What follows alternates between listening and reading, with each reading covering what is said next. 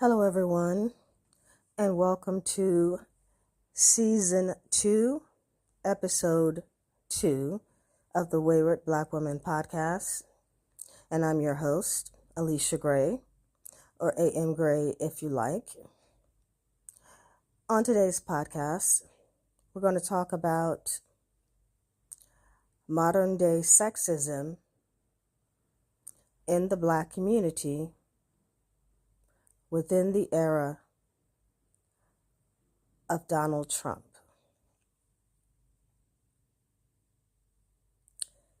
So, to begin today's podcast, I wanted to refer to a previous event that happened this week where I referred to a YouTube video where another podcast host or vlogger, whatever title you'd like to give her,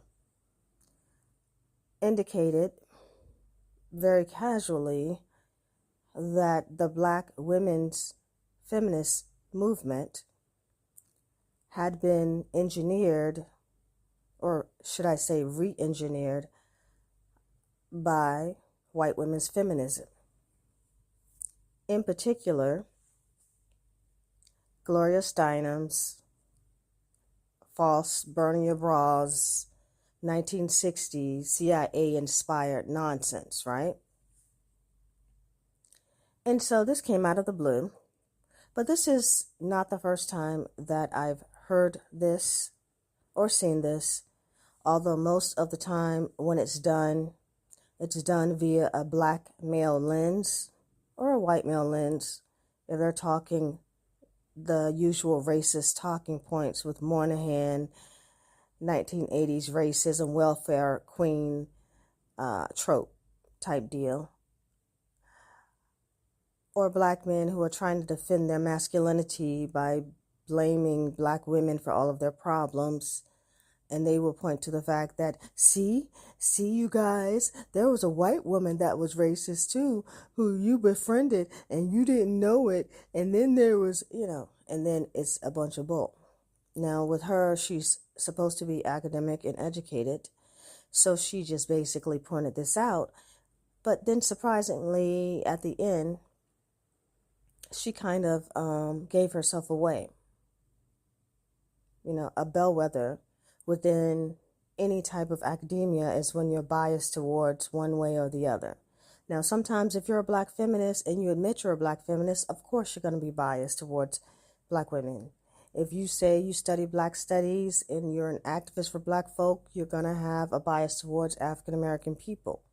However, if you're within the context of academia and you have studied, and you should have studied this in Basic Sociology 101. I don't know anyone who graduated from 1995 on that has not studied the Combahee River Collective, which is a group of Black feminists that were developed as a result. They were not all lesbian, as it was tainted later on by these so-called white feminists and people who wanted to be more progressive, right, within the white liberal movement, the people behind the Women's March and all of that, which I've discussed numerous times since the very first Women's March, over and over again. I've talked these same, things that she've said, and I've directed it towards the fact that definitely white women were co-opting or attempting to co-opt the end of third wave feminism. They wanted to make sure that no one knew who Black women were, which is why I declined to participate in any of the women's marches or any of their talking points. This whole white liberal nonsense about directing gender to 26 genders and all of this was not Black feminism. Although we are not bigots, that is not the directive or the way in which even womanism, as she tried to explain incorrectly, was inclined to go. Because we still focus upon ourselves, not Black men, not white women, not gender specifically, because that is something where that's a red herring, right? We know they can go off in 20 million different directions with gender, and every last one of them will not only ignore women themselves, but they will ignore Black women specifically. So when this vlogger went off on a tangent about how Gloria Steinem worked for the CIA, which everyone knows, it's in the textbooks, I believe.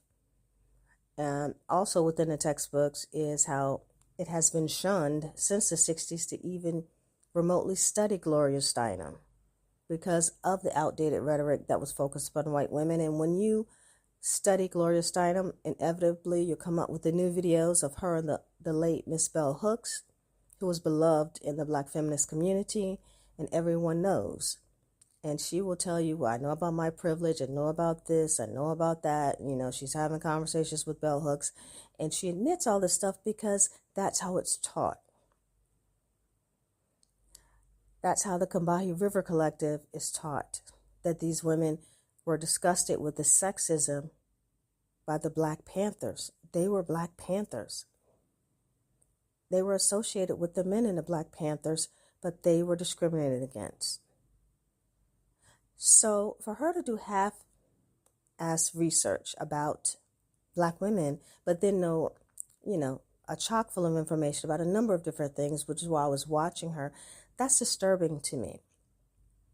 You don't study yourselves, but you study everyone else, and you listen to only Black men about yourself. That to me is some type of latent MK Ultra type programming. No one, and know that MK Ultra supposedly in the 80s, they always say this because I also have a psych degree. But we don't know the remnants of that program. We don't know how it was precluded. We don't know what happened. There are some people still walking around who do emulate that type of psychosis. And this is what I truly, honestly call it. I'm not being biased towards women. I'm looking at the mentality of this person. She literally embodies someone with a problem with her own identity as a woman. Now, she could be just tomboyish or anything like that. She is married, but she goes to sports events, constantly talking about football and beer or whatever male-centered nonsense, right? Suppose you just like those things, okay? We're not doing any type of gender discrimination or whatever. Like what you like. But it's highly unusual to be groomed, and I do mean that quote-unquote groomed, into that lifestyle unless you had a man somewhere in your family or your history that groomed you towards that. And she does talk quite a bit about her father, as if she were daddy's girl type of stereotype, really is what that is. But it's also disturbing where you're blinded towards everything else. You could not have been that sheltered. And then you actually projected. I mean, she literally said that the images of stronger Black women in the 90s caused the problems with, she was like, I can't believe that over 70% of Black women are single. Have you guys seen these numbers? Like, where have you been for the last 3 decades? And you're an educator? Infuriating. And she blamed Black women when all this research has also been done to show that Black men are not in the households because, and this is not all of them, but for the majority, they just don't seem to fall in line with fatherhood at the same levels as other cultures. Doesn't mean they were uneducated, doesn't mean because they were poor, and those are Moynihan talking points as well. Doesn't mean because of something the Black woman did, the welfare queen. It's because they just declined to be fathers. She's the type to say, well, it was the woman's fault. I mean, that chalkboard scraping, internalized misogyny and internalized misogynoir, that I don't think anybody can stand. It was a woman's fault if the relationship broke up, if they got divorced. She said, I prefer a 2-parent family, and I personally don't know how anyone, and you would think this woman is purposely trying to get on everyone's last nerve that is a Black woman. And she will tell you blatantly, but I am a Black woman. I'm definitely one. And then talk about old Black Panther talking points, a la fake Garveyism and things of that nature, like Dr. Umar, who I told you years ago had Hispanic people in his family, and he was up there being a con artist, right? That the school he went to was one of the most historically white in the whole entire state, which is very odd for a Black activist. You know what I mean? Um, it was a lot with Dr. Umar, so I'm not going to go into that. I'm not here to bash anyone. I'm just here to tell you that I know a wolf in sheep's clothing when I see one. And it's infuriating to me because we have very few Black women within this space that are taken seriously. And you don't know the history of your own. Like, you didn't study anything about Black women, and every 5 minutes you're caping for Black men, like something is mentally not well with you. That's some type of programming. Even if you were a daddy's girl and you grew up with your father, you would have to be partisan in some way to understand what women go through. But from this personality she's giving on this podcast, I'm not getting any of that. It's like you're totally blocked towards Black women as not being at fault. Like someone gave you electric shock stimulation or something, because you were too, quote unquote, fast as a teenager. And I knew a girl who kind of looked like her, but I didn't know her, but I saw her when I was looking at universities when I was younger, and she was all up on dudes, and they were looking at her, and it was, it was the 90s, and, I had gone away for some weekend or something at a school I really didn't want to go to, but, my mother said, well, that's all we can afford, and I know some people there, so you're going to go to this weekend. And the school was kind of ratchet, I'm not going to name it, but I was like, I'd rather just go back later after I go to work, because in our family, we had to work and go to school. That's just the way it is. And I knew I had to do that. And, my home environment with my mother was not the best. And I knew I had to do what I had to do. But that little girl was all over that campus with every dude up on her in this tight little outfit. And, I'm light-skinned. She was a light-skinned little thing with that blonde hair. And, she looked like that little girl. And somebody got to her later on and shocked her. And to the point now where she, men are the best. Let's go play some football. My father, I love my father, and she's just out of it. That's what it looks like to me. And I cannot understand the conditioning, unless, like I say, it's violence that causes that type of understanding towards other women, period, much less other Black women. And then we want to talk about the violence that does occur towards these Black women and the, Black femicide that we're going through. Now, she didn't know that over 70% of households for the last 3 decades have been headed by Black women. I don't believe that. You could be the most whitewashed person in the world and know that. She just seems like she's a Never Never Land about Black women. I know everything about this, that, not everything, because she definitely was wrong on a couple of those talking points. And again, the other day talking about Nelly. Oh, don't you love Ashanti? People hate Ashanti. I know people that, knew this was fake years ago. And not to know that Nelly had multiple accusations of sexual assault, which she would never mention, something, isn't clicking here. Not with her. It's given COINTELPRO, or it's given, as they say on the street, the op. I don't know. I just can't. That's a bellwether. When you say misogynist things as a Black woman, you internalize misogyny and misogynoir, because that's most likely what she's doing. Some Black man has, this written on her skull somewhere, and she just cannot stop doing it, which is so annoying and so unbelievable. It is so disturbing. I cannot imagine you having a child and reteaching that child talking points. You make sure you have a 2-parent family. You make sure that you do right by this man, as this man is going upside her daughter's head every night, and she's afraid to get a divorce because of it. as I mentioned, the Black femicide has been mauled with violence towards Black women. It's just been littered with it. Throwing women away in the trash can, throwing babies in the river and running away from police, just getting into car crashes with the children that they stole from the woman after they killed the woman. I mean, horrific stories, and then the baby dying.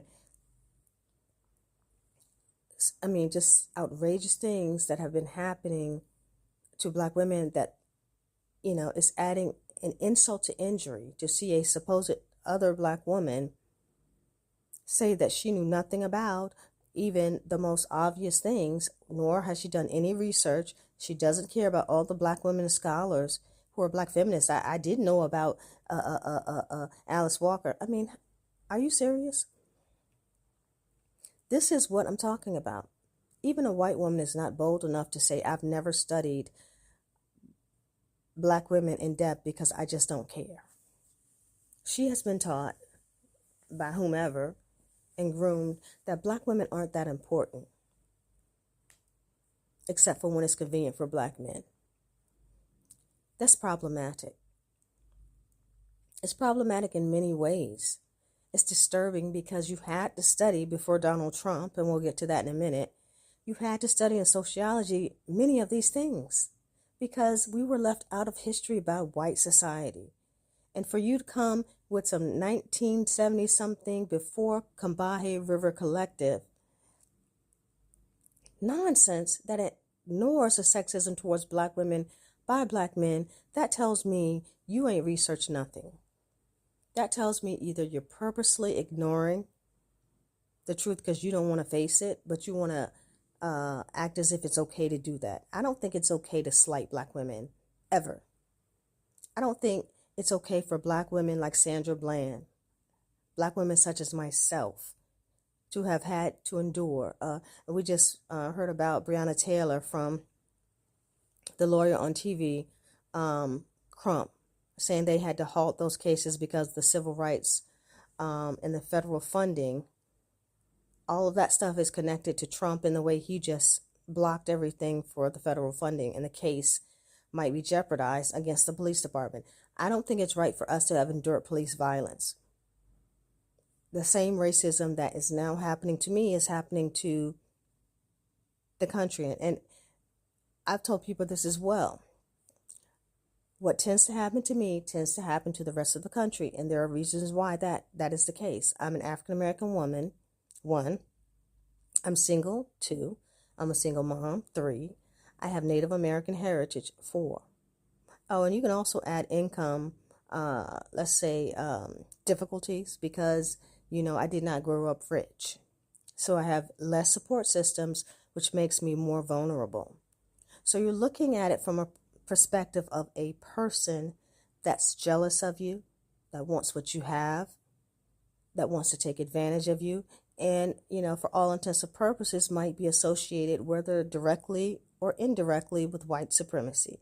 And yes, we do include Black misogynist men within that category and anybody else that helps them.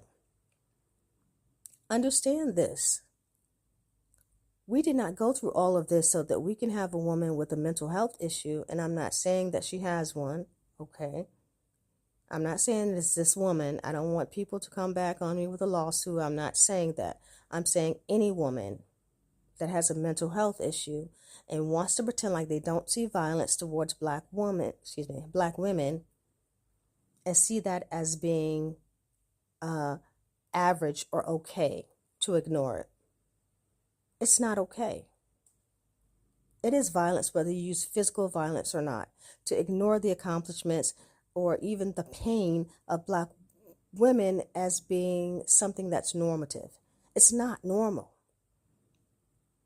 It's not normal to ignore your own problems. I mean, I can look at thousands of white women or women that grew up affluent or whatever, Kim Kardashian and whatever, crying every 5 minutes because their lives have been difficult.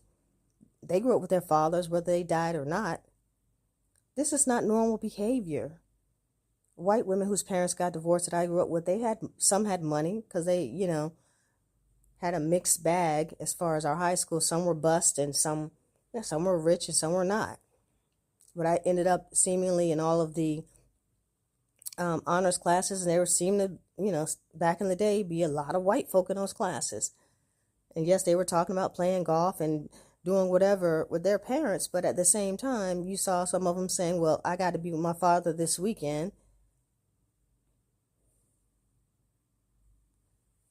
or whatever. So that is not something that was missed on them either. This 1950s button up, to your neck, wear a turtleneck outside type of mentality for women is something that is harmful. No one says you have to shun marriage, as she claimed Black feminists did in the 90s. She's claiming she's so young she doesn't remember, but again, all this stuff is also in the textbooks. And I'm going to tell you, when you start hearing a man call you a bee or a hoe like they were doing in the 90s, you're going to be like, Latifah, don't be calling me out my name. I'm not a bitch or a hoe. This is not something that was seen as being unhealthy, and to this day, I dare anyone to say that it was. Whether some of these women were later gay or whatever lifestyle they chose, you standing up for yourself and not letting men or anyone else disrespect you is something that these women, needed to have. They needed to be strong. It doesn't mean you had a strong Black woman stereotype. You could do everything by yourself. The problem was the Black men became very, very, very hyper masculine in the 90s. And it became, and it's very well known around the world. It wasn't just Black men. White men were like that too. It became unbearable for Black women. They just dropped out of the game as Black men. Like, I'm not taking care of these children. I'm not doing whatever. If we're dating, I'm going to call you this, that, and the third. And it was a very complex time. I mean, the shows that I saw, A Different World, and yeah, Living Single in the 80s and all of that stuff, these were not negative towards Black men at all. This is from someone who's coming from a perspective as that she's guessing. Now, she's saying she was from a military family. Again, I grew up around many military families and we went to school with many of these military families, and they had a better perspective on life than what this person did. We had nothing but military brats. I grew up around 5 different military bases: Army, Navy, Air Force, you name it. We had it. NASA, we had all that crap. And I still have never seen anyone be that dumb, unless they're pretending. How could you not know anything about Black women, but yet be a Black woman and then have the audacious nature to say that those Black women strong stereotypes made it so that it was hurtful towards us? She actually gave her commentary at the end so that we didn't want relationships. I don't think that was the case. I think the relationships we were in gave us the notion that something was wrong with the dynamic, that we were being taken advantage of. And the music and the shows that we saw backed up what was happening in real life. Backstage, underage, adolescent, how you doing? I've said many times, fine. She replied, I like to do the wild thing, right? And then at the same time, calling us bees and hoes. That was a turning point. When New Edition, for those of you who remember the R&B group New Edition from the 80s, the Popcorn Love and the Candy Girls and all the things that were sweet, sweet, sweet to lure us in. I mean, it is sadistic, right? We did this. This is what this Black woman is telling me, who doesn't know apparently anything about other Black women, that we were supporters of these dudes, and I'm 12 and 13 or 14 at this concert, loving it, Wow, they dance for hours. I love New Edition. And I still do like New Edition, right? The Ralph Tresvant and Johnny Gill duet and all the stuff, I still do. But the spinoff of Belle Biv DeVoe, because we were not expecting it, and I'm telling you from someone who was there, We had no negativity towards black men. We weren't trying to be strong black women. We were already strong black women. I grew up with a single mom. So it wasn't, excuse me, it wasn't as if this was something that was given to me by media. This was something that was just natural for me. What was something that was unnatural was their behavior of treating black women as objects or the other. And it was for no reason. I encountered this in high school from the boys, and it was irritating then. I said, well, when I get older, it'll get better, because I know they're just immature. It didn't get better, dear. It didn't get better. It got worse in a lot of different cases. And this is also discussed in sociology, by the way, wanted to extend their youth by at least 10 years. And guess who's touted long before he was arrested as the person that was helping them extend their youth? Dumb Diddy, as Pac used to call him. For those of you guys, because she acted as if just because she was sheltered or something growing up, I don't know, maybe it was an MK Ultra facility. Sorry about that, but maybe it was something where she just was that sheltered that she doesn't know anything about the history of music. But for those of you who don't know, I'm talking about Tupac, who himself was guilty of saying misogynist things during the 90s. You guys do remember gangster rap, right? Now, you guys saw the transition from Tupac in Baltimore to when he joined Death Row and was around Snoop and the other gangster rappers that were calling women bees and hoes. And we're supposed to say we didn't see that? They weren't at fault for us being by ourselves? Because really, honestly, there was no choice. Because either you were, and Dre, back in the day was known for beating his wife. He beat Michelet. We can't ignore this stuff. Snoop has been all over the news with sexual assault allegations and using drugs and everything, but because he's got this good guy image, right?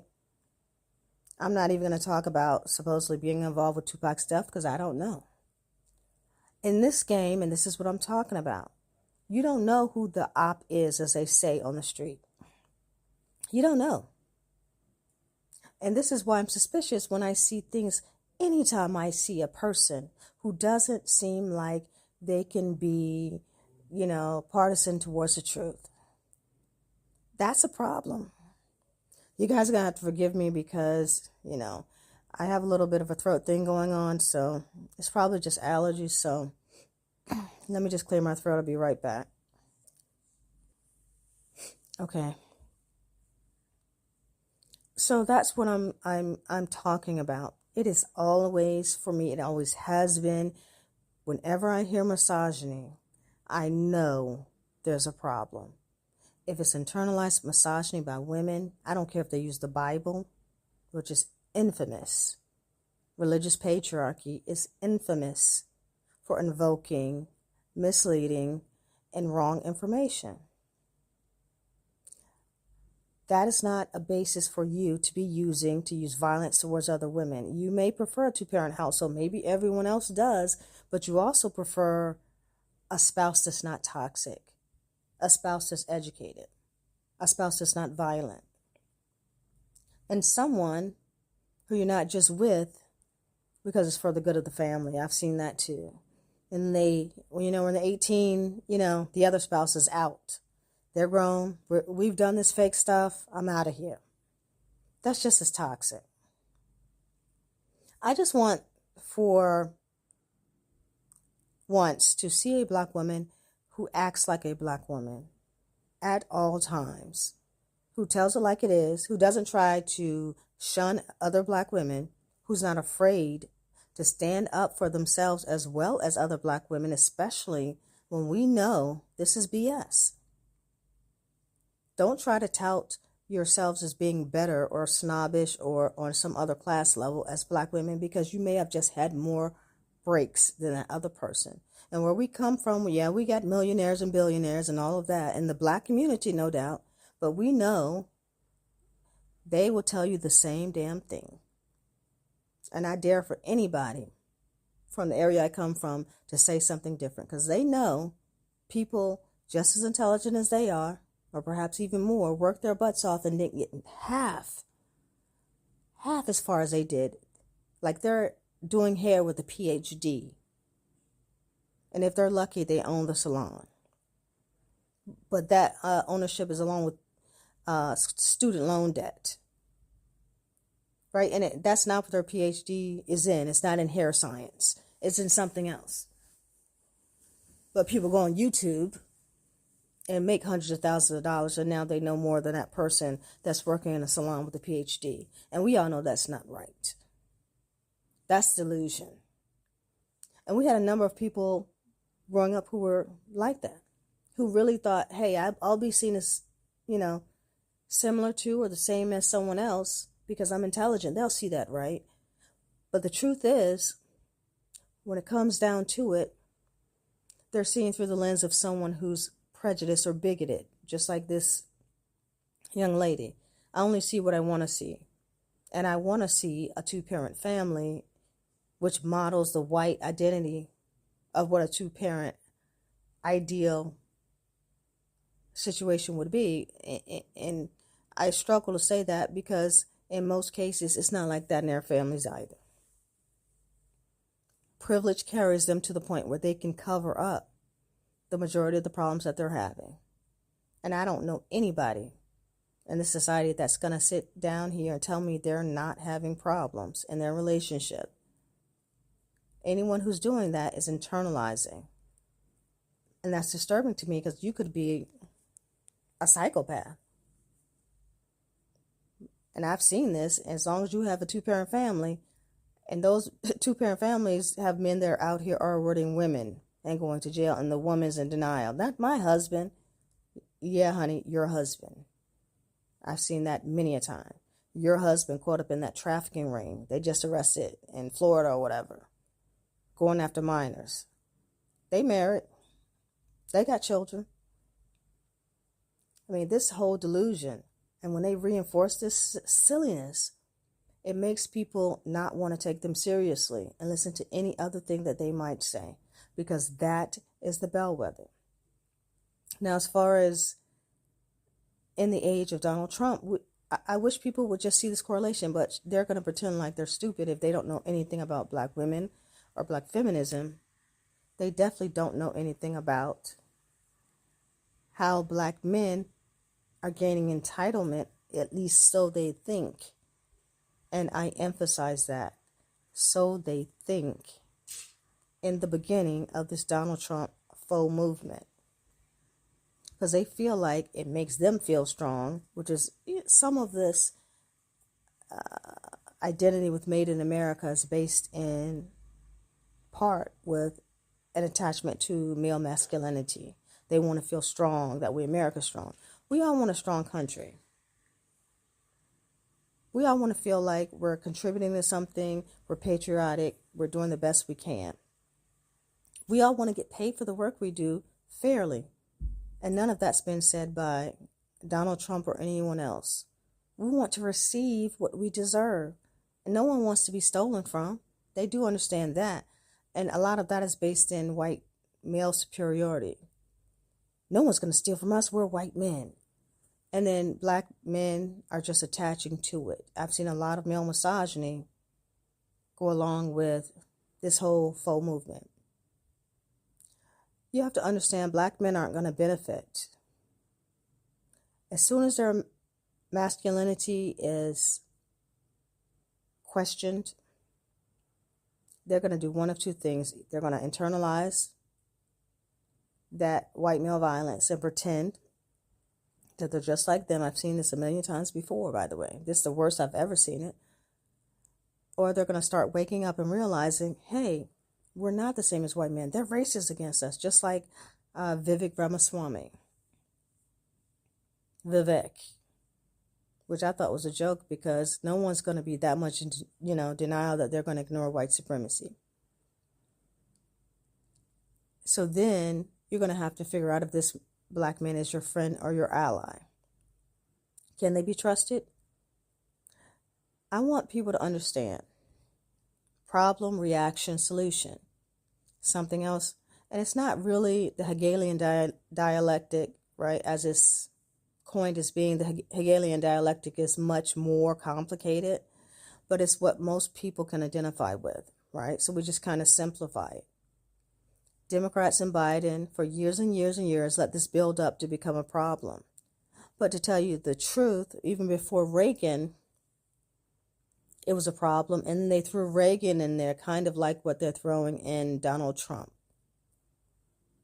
And that made it a dichotomous situation. Much worse in a lot of different situations. I mean, Donald Trump looks par for par on with Ronald Reagan right now.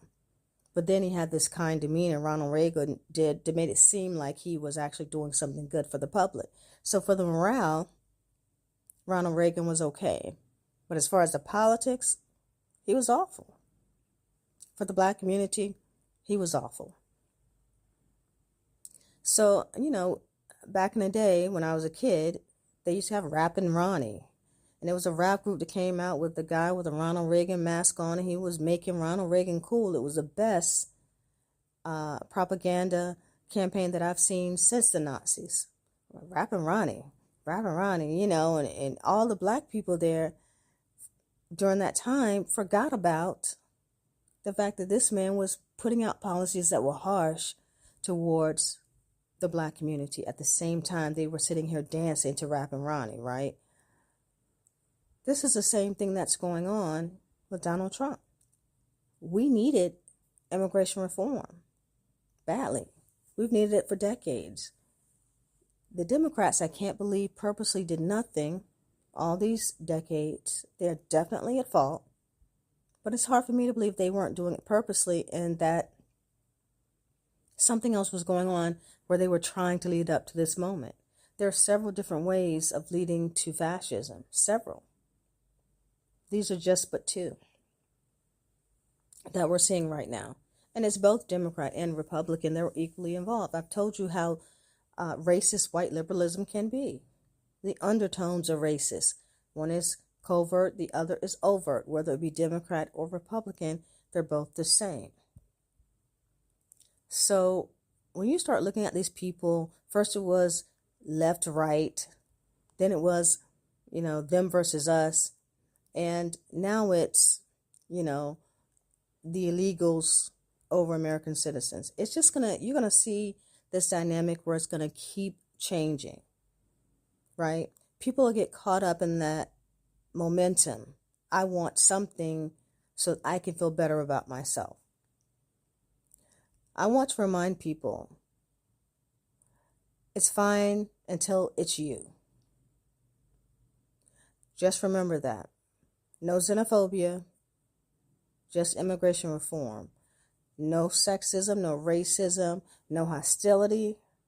Even if, the gender dynamic crew is what I call them, get on your last nerve. Don't do it, because let me tell you what was planned from the beginning, and this is going back to this podcaster, Sabby Sab, is what she goes by. Where she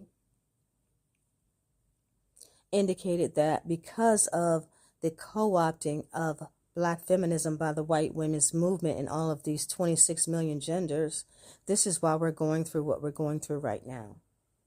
As if, I had mentioned this a million times along with many other people, as if there's not a huge schism within the feminist community because of Gloria Steinem from the beginning, before any of this even happened.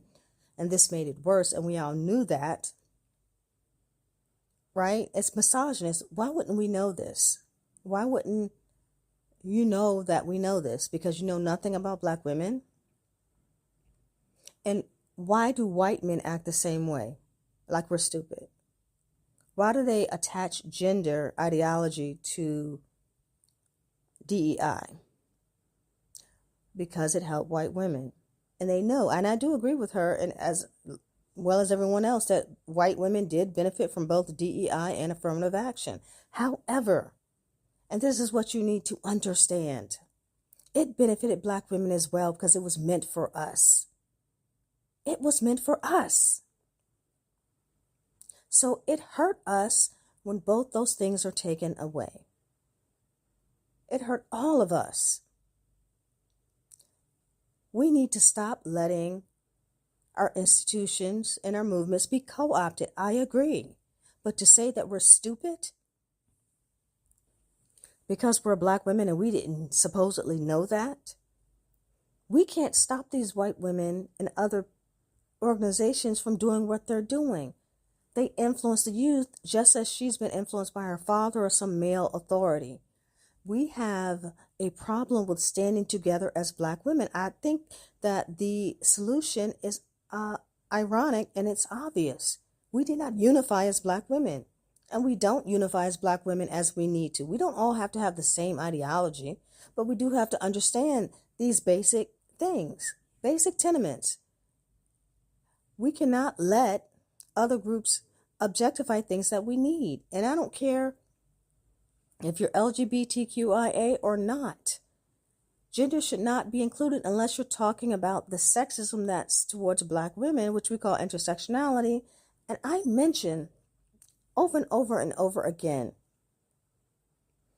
that Kimberly Crenshaw was integral within this woman's movement, and I was uncomfortable with that because she came up with the term intersectionality and they kept co-opting it regarding gender, and I thought that she should stand on it. I even said something on Twitter about it to her. These things are not things that we are not aware of, but we have no control over them. I saw this coming years ago, as many people did, because white supremacists look for weak areas. We're weak in the Black community when standing up for Black women. It's obvious. I'm telling you, I grew up in a racist area. Virginia is, I say is, I'll say can be. Is and can be very racist. Yeah, that'll work.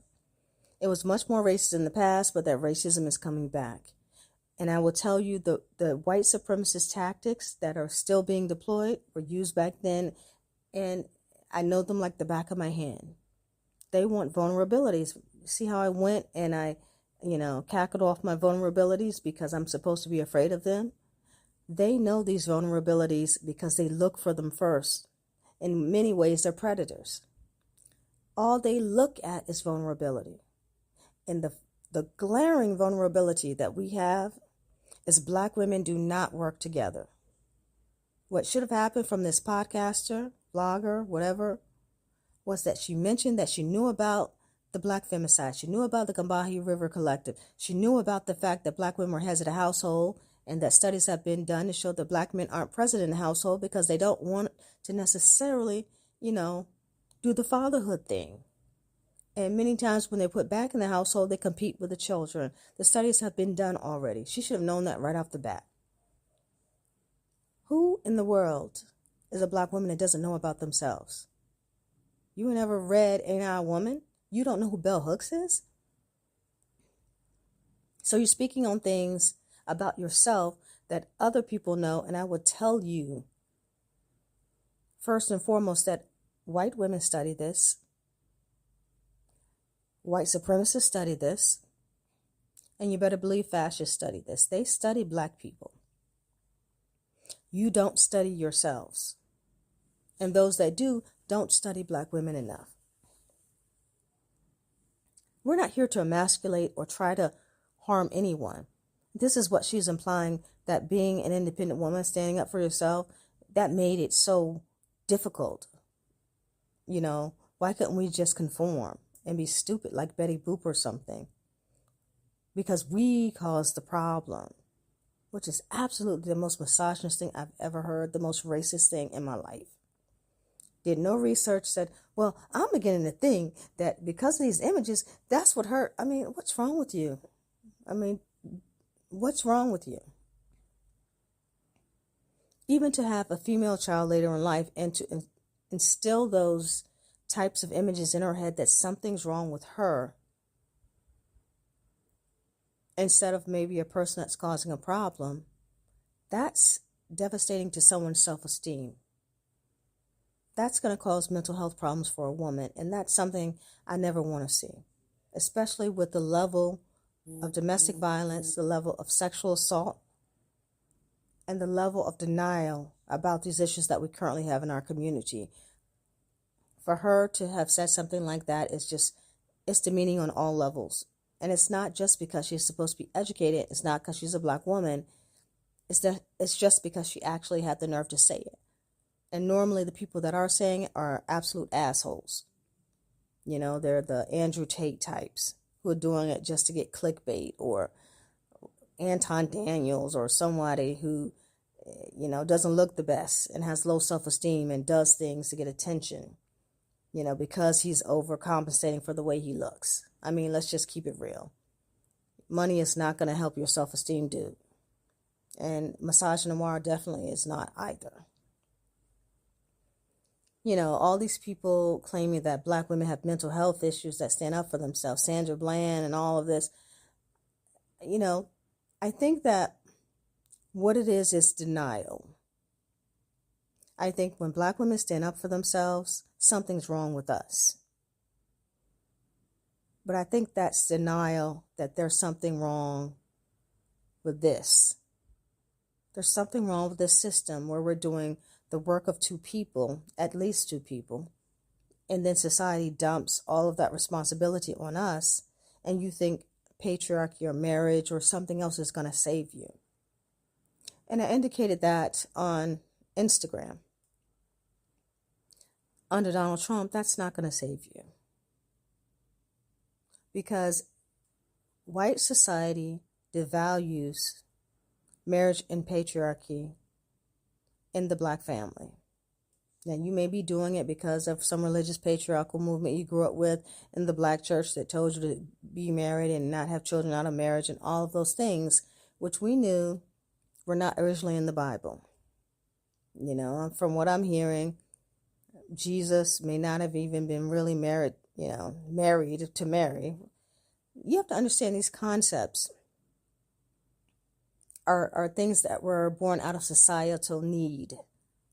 Maybe there was a need for regulation, but when the syncretic meanings that we now have of religion were put into a book, they were put into a book by white men and whatever value systems that they came up with. They weren't necessarily the original Bible. And I'm not saying that we didn't have Black misogynist men back in the day that would have participated in the original Bible.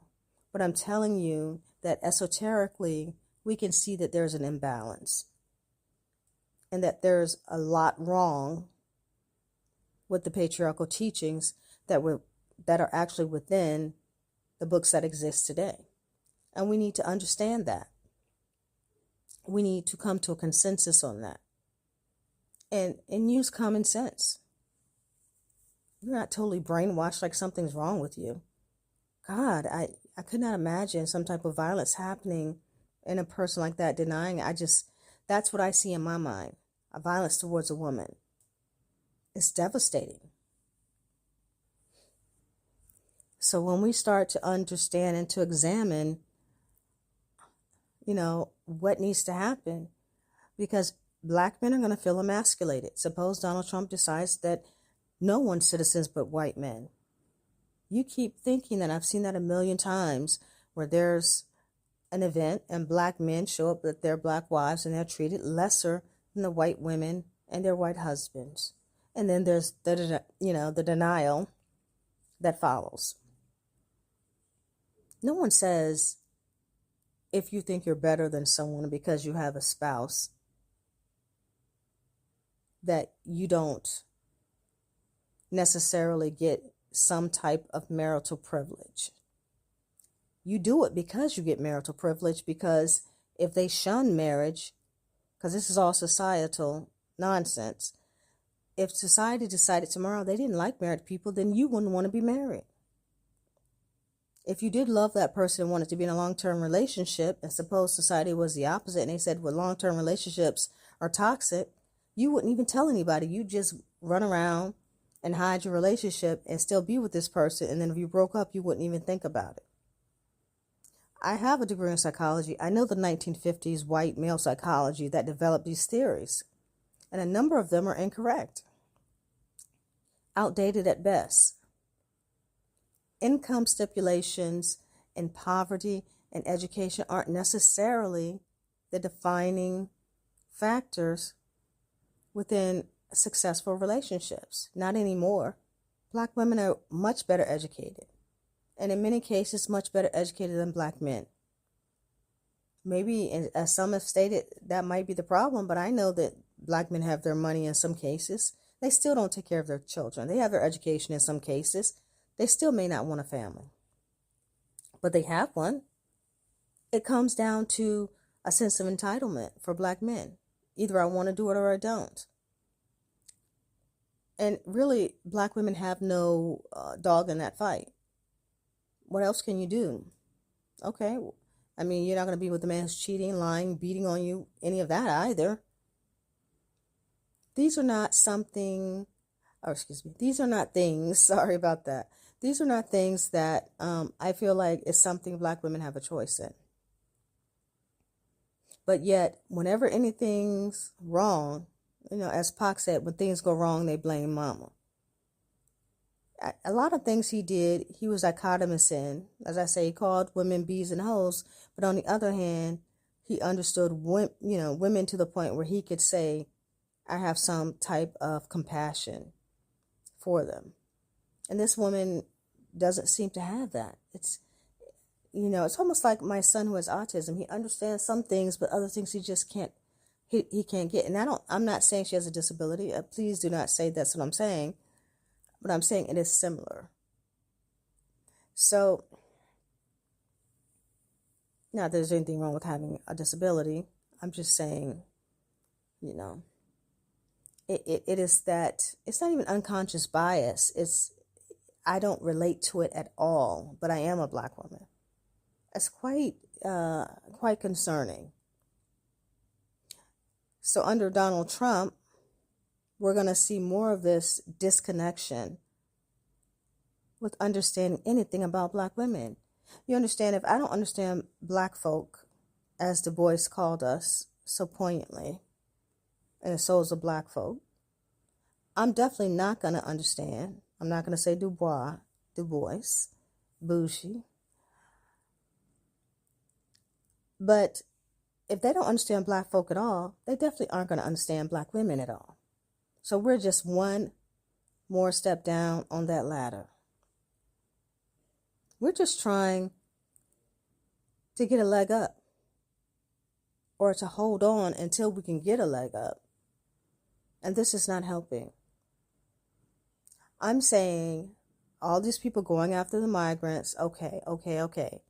Have your catharsis moment. Many of the migrants have been quite racist towards African American people. Some of them have said Black Americans are crazy, but understand this, they're taught this all over the world, which is why we travel and do things like that, to show them that African American people are different from the stereotypes they've been taught. Because they sometimes are so far gone, they don't know anything about America or anything, but they just decide to come there, especially on the liberals and Democrats, and try their luck. And when they see, us, they're intimidated by the stereotypes that were given to them by other racist people, most likely Europeans that colonized whatever area they came from. And yes, I do know this, especially in Latin America, Central America, places like that, or people that even some parts of Africa were taught that. I'm not talking about the educated parts now, because we see, Kenya, we see you, in parts of Nigeria, we see you. We know. But other places were taught, don't talk to African Americans, even in the black community. They've had it rough through slavery. They've told them that we're crazy, believe it or not. And it took me a while to grasp that concept too. But the thing is, when you're looking specifically at Latin America, their education levels are sometimes lower, and they are indoctrinated into that type of, racist behavior. And it's ironic because white supremacists oftentimes don't like brown people. So this is what's happening, right? There's a far-right ideology that runs through Latin America, and so they need to come to the realization that white people can sometimes be racist, and that all darker skinned people are not the devil. I would say for the most part, primarily not most of us. I'll give it 1%. But because they combine that level of education with the false ideology that money,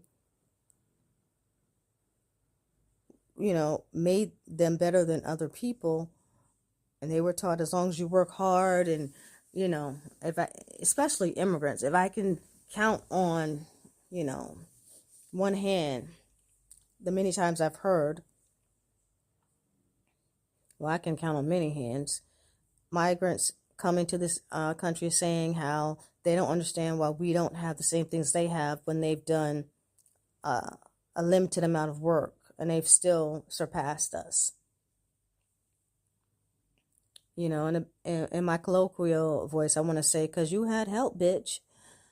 But in my academic voice, I want to say, because we've been held back for many years due to Jim Crow and these new regulations that are about to come out with Donald Trump, which people don't believe even happened because they're so gentrified that they had to come back in order for them to see why we had the civil rights movement and all of these laws in the first place.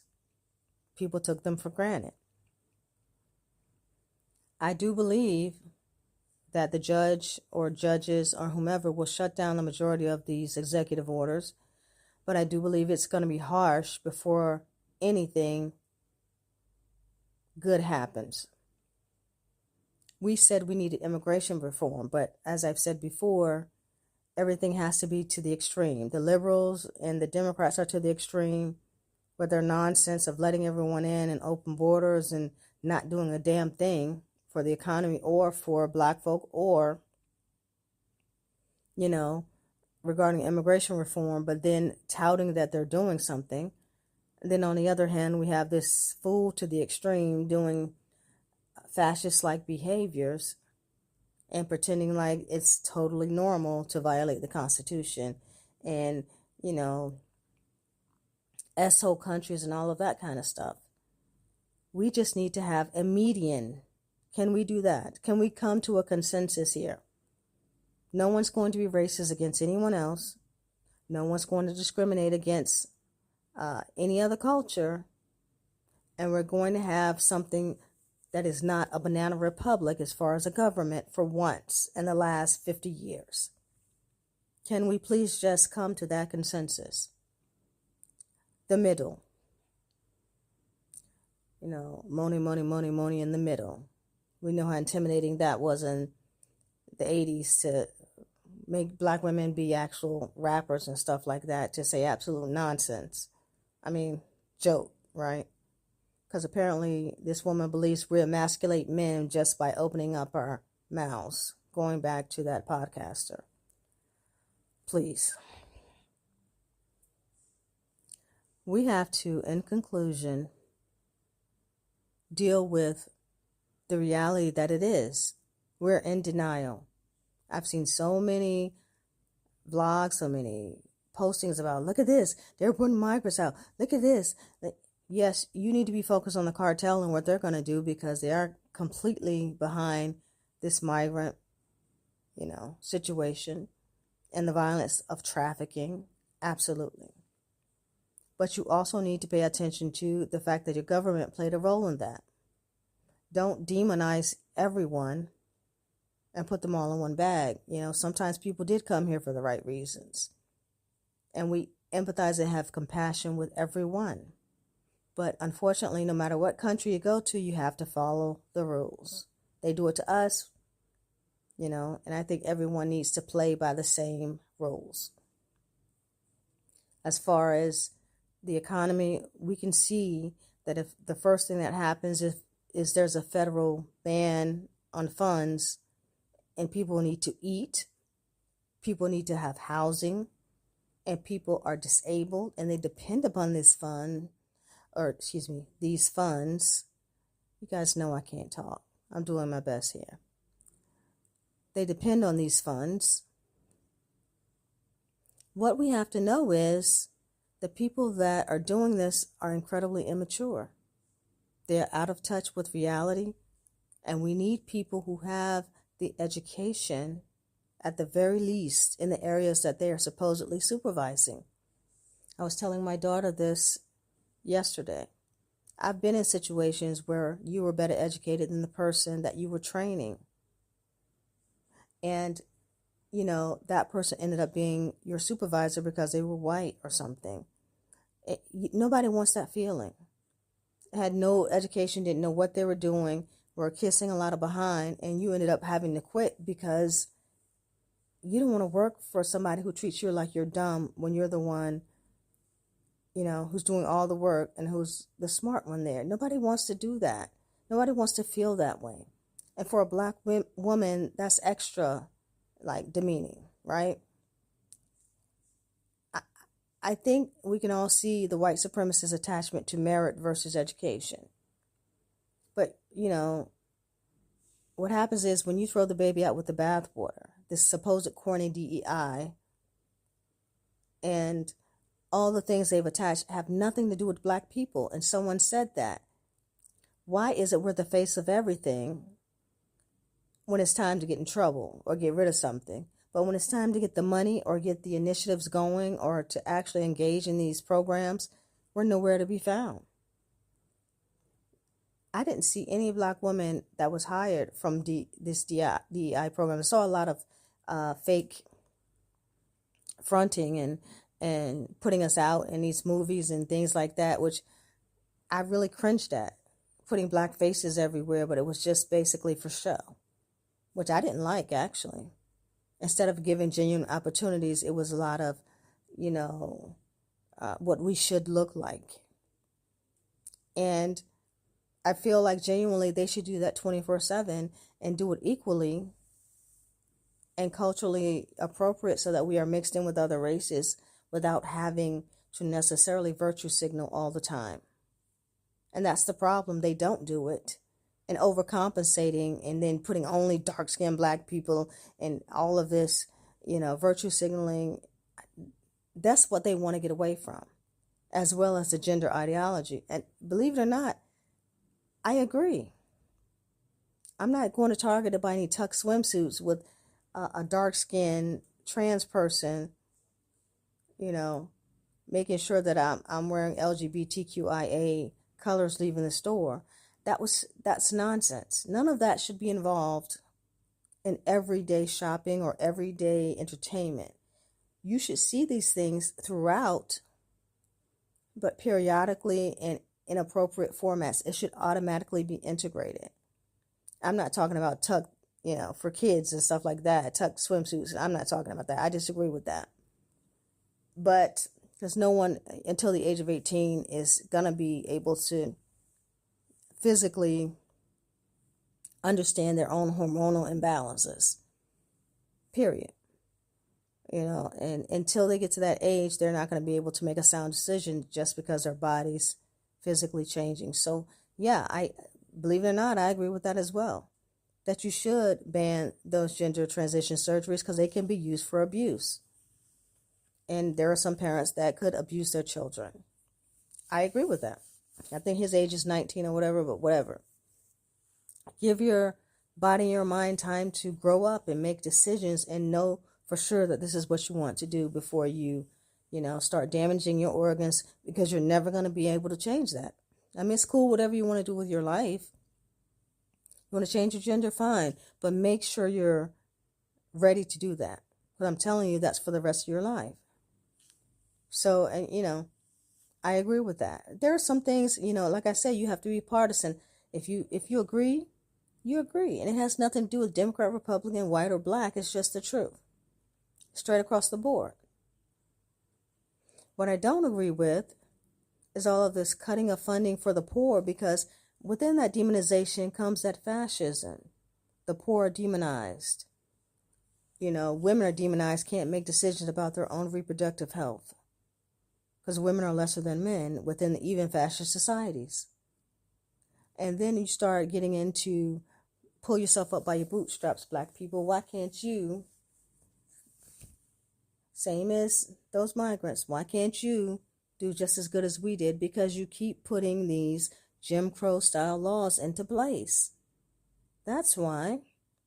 Because you took our education out of your books. And yes, why was that necessary to take it out of the textbooks and things? It's not necessary. That to me is screaming racism. It's screaming internalizing racism for anyone who thinks that's the right thing to do. It's too much. See, there's a fine line in between I'm going to reform and then I'm going to overcompensate and develop a fascist strategy. It really is. It's just really that easy. And you need to stand up as Black people and say, no more. As Black women, you need to say, no more, and stand together. And that doesn't mean hide behind a Black man. That means stand up for your rights, because we don't want to be sexually assaulted by a Black man or any other race. We don't want to be taught that, and I think she said something about an abortion within her, I don't know what you want to call that. You call it where they wear the hoods and all of that. I can't ever think of that stupid movie. I've never seen it because I don't ever want to see it. Oh, Handmaiden.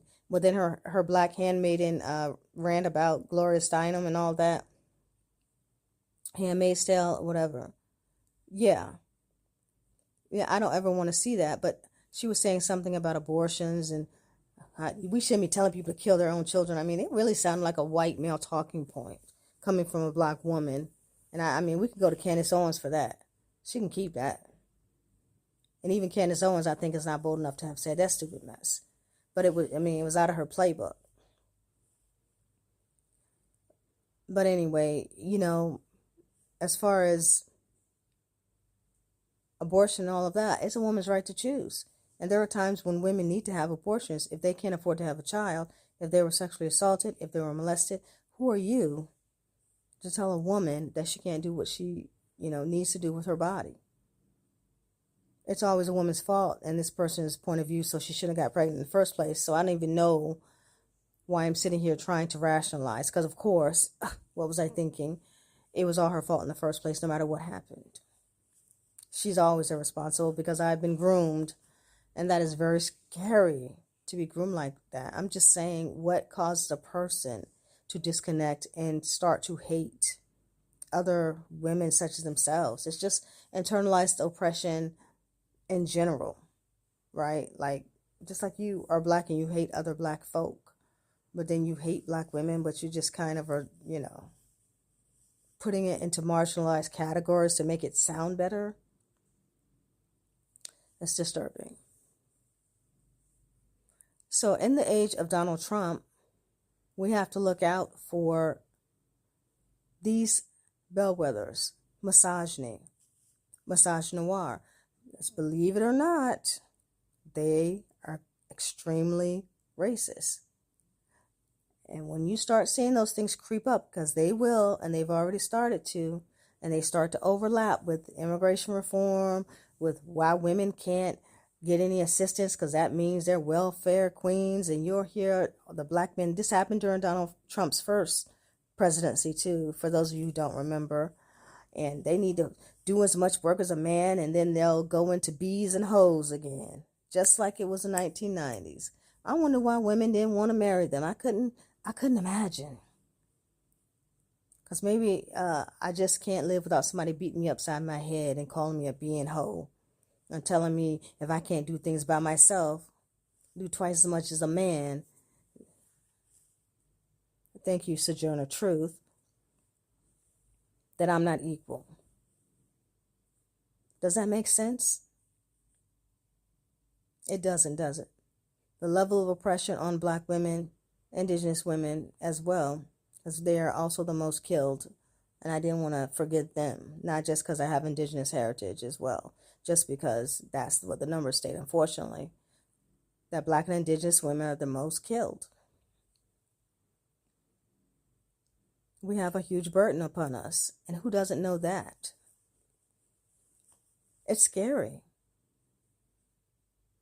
It's really scary. No one mentions that Black women are the most killed, that Indigenous women are the most killed. No one talks about it until it's convenient, but we're always the first one, the scapegoats, when something goes wrong. just as you're the scapegoat of the DEI and the affirmative action.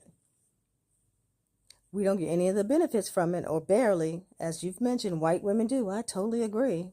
But when something goes wrong, it's all us. And then black people won't receive their grants this year because the DEI program was canceled, and the Tuskegee Airmen won't be mentioned because it was part of the DEI program in the military.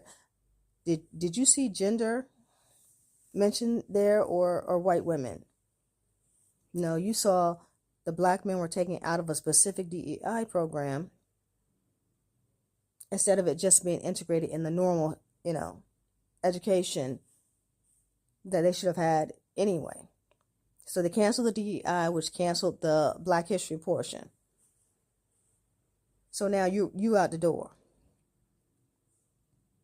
Well, they ain't say nothing about them. Now they're saying some white women losing their jobs. Okay, because they were a part of the DEI initiative. But I'm like, so are you. So are all the federal workers that work at the post office and in federal jobs, because growing up, they always told black folk, you can always work for the government. You can always work at the post office. Now, the post office might be independent now. Don't quote me on that. I don't know. But you feel what I'm saying. They losing their jobs. What about them? Sometimes in life, we have to examine things from a point of view where we have to at least be unified enough to get something done. Even if we agree to disagree. In the end, if you're a bigot, or if you have some type of ingrained, rejection to reality, you're in denial, and you have a problem with your own community in some way to a point where you cannot participate in at least getting the job done, then I would say give it up. Because when I was younger, we used to get these things done. Everyone knew they had different points of view, but sometimes you got to get it done. And I'm telling you, if you're aligning with white supremacy in any way, shape, or form, and they see that they have a way in there to wiggle, just like a little worm, they look at that vulnerability and they break it wide open. They don't care if it's income. They don't care if it's your insecurity about not being the equivalent of white women, of black women being strong heads of household and being by themselves. See the way I described it? Instead of black single mothers, black welfare mothers, black something negative. You see how I described it as being strong heads of household? That's what you need to be doing. Even if you disagree, you don't let other people disrespect black women, because it disrespects the black community as a whole. Because you don't know how to play the game. If you don't know how to play the game, then get the hell out. I'm not going to cape for black men, but I'm not going to let them feel emasculated under white men. They're equal under the law. Now, if the black men decide to throw everybody under the bus and become some pseudo white supremacists, they're on their own. If they're a Vivek Ramaswamy or one of these black men that are out there running behind Trump, I don't know what the guy's name is that got kicked out of a position that did all that butt kissing for Trump, whatever his name is. If you're one of those, you're on your own. So please understand, if you display misogynist or racist tendencies, you are not helping the black community, period. If you want to play the game of, you racist migrants, you deserve what you get, that's fine. No, actually, it's not fine. Xenophobia is not fine. Okay? Teaching these people that the people that are putting them out are the actual enemies and not us, and that they need to do things legally, and it has nothing to do with their race, and that they need to educate themselves about the black community. That's what we need to be doing, right? Be bigger people. Yes, they can be incredibly racist. I was the first to tell you because I've experienced it, right? I knew this was going to happen, and I've said it 5-6 years ago. Not the Donald Trump part. about the realization that some of these people are racist towards African American communities long before the migrant crisis. So that's not new to me. This is why this is such an insult to my intelligence level. People want to see and pretend. They want to look at your work, and I know people do this. Look at your tweets, look at your X's or whatever, look at your Instagram, see the stuff you say and interpret it the way they want. Or some of them boldly go back and take your talking points and put it onto their site and act as if they didn't actually look at your stuff. And I know they don't follow you, they just look at your stuff. So it looks like I have no followers, but then I got 20 million people looking at my stuff, whether it be out of jealousy, curiosity, or just, hatefulness. Some follow me because they really understand. I know what I'm talking about, but they're afraid to say it and afraid to follow me. And when that's another weakness of white supremacy that attaches to their understanding of our vulnerability. They know when you're insecure about yourself because they can tell. In many instances, I'm a bellwether because the way you treat me tells them exactly who you are. I'm not saying I'm looking for friendships or for people to pretend to be my friend or to pretend to, look at my work. But the fact that you're missing the obvious or you're denying the obvious means that you're lying. It means that you're in denial. And that's a big thing with them. Trust me. You think they don't know when you're insecure about yourself? They read you like a book. They read, as a matter of fact, not only your emotions, but they go through and study your history, literally read all of the things that you think they don't know about. They pretend they haven't read it, and they'll just define it as woke. They've read all your stuff because in order to understand your enemy, you have to understand what they know so that you can co-opt it or you can deny it. See, they saw that vulnerability with gender, and so did I a long time ago when I was in school.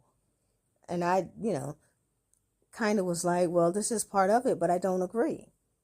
The biggest part was the LGBTQI community necessarily being more vulnerable than other people who were oppressed in the Black community, such as Black women. You don't necessarily have to be. It may add an extra layer if you're a Black woman, but I don't think that we should be playing the oppression Olympics, as they call it. It's just the way it is. And so then white women who were LGBTQ and all these gender issues decided to incorporate that in their co-option. We know that. But so did white supremacists. Whether they were one and the same, I don't know. But I do believe that they just jumped on it because here's an opportunity. They rode it like a surfboard. Ride this wave. We don't want either one of you. And take this Black stuff back. As a matter of fact, attach this Black history to it. We know that's stupid. I mean, for her to sit there and throw that in our faces, I just can't get over that. We are powerless as Black women. And the reason why we're powerless is because we do not work together and we will not stand up for ourselves and admit and say what I'm saying right now.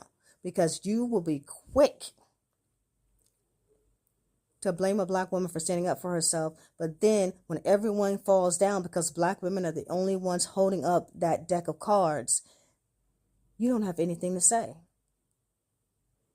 You're just as bad as when Diddy was beating up on Cassie. You ain't got nothing to say. You ain't got nothing, because everyone's being abused right now.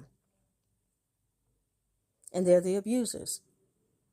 And until you admit that and get out of denial, especially right now, people are in some serious denial of this newer version of Jim Crow 2.0 that we're trying to not go through.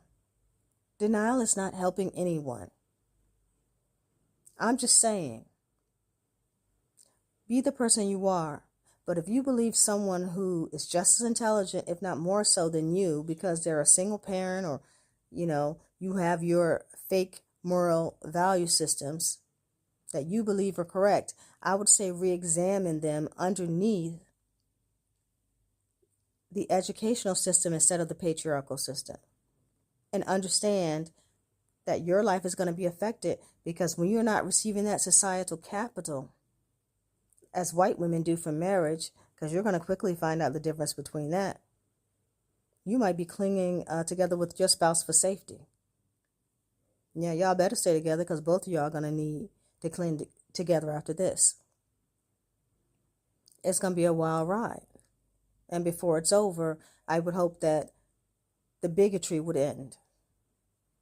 Because I guarantee you, the lines are going to be so blurred, and you're going to be trying to use that marital privilege to pull yourself out of that hole that they're going to try to dump all of us in.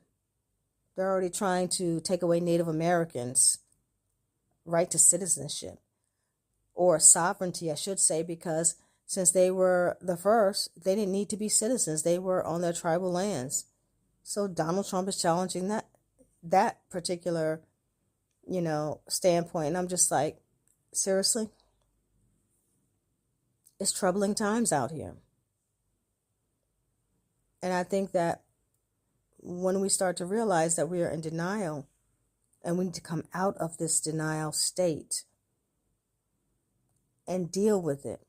You can think your principles are better than anyone else all that you want. When I see bigotry, and I see people who bond over bigotry in any way, shape, or form, that's trouble. And it's also a signal to white supremacists that they got you. All I'm saying is use common sense. Not in the words of Donald Trump or R. Kelly, but use common sense. Anyway, I'm out. I have to go. I'll talk to you guys a little bit later. Thank you for listening to my podcast, a little bit longer than it normally is this week. I'll see you guys again next week, and I hope you have a great rest of your day. I'm out. Bye.